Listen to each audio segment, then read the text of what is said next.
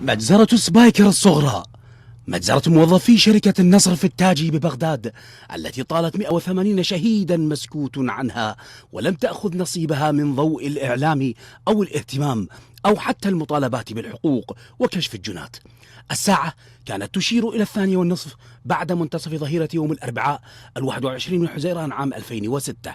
قد انتهى الدوام الرسمي في شركة النصر التابعة لوزارة الصناعة في منطقة التاجي، وتوجه مئات الموظفين المتعبين إلى الحافلات لخطوط النقل التي تنتظرهم في ساحة مفتوحة داخل حدود الشركة لتنقلهم إلى أسرهم وأطفالهم الذين ينتظرونهم في مناطق الشعلة ومدينة الصدر والشعب والحسينية وشارع فلسطين وغيرها. وقبيل انطلاق الحافلات تقتحم ساحة الشركة 4 سيارات نوع كيا مكتظة بالمسلحين الإرهابيين، حيث ترجلوا مباشرة لتسيطر كل مجموعة منهم وتحت تهديد السلاح على حافلة مليئة بالموظفين فيقتادوهم إلى مزارع الطارمية القريبة من مكان الشركة.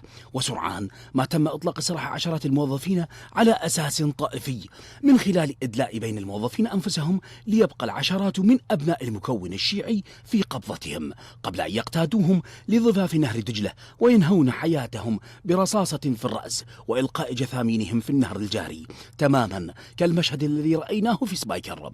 وطوي هذا الملف الدامي وتناساه للرأي العام وتجاهله الساسة دون أن يتم التحقيق فيه. إلى اليوم لم يفتح تحقيق جدي في هذه المجزرة الكبيرة، وما زال عشرات الجنات الذين ارتكبوها طلقاء لم يتم تعقبهم والقصاص منهم، وما زالت الغالبية من ذوي شهداء شركة النصر يعيشون في وضع شبيه بالوضع المأساوي الذي يعيشه اليوم ذوي شهداء مجزرة سبايكر تجاه أحبتهم.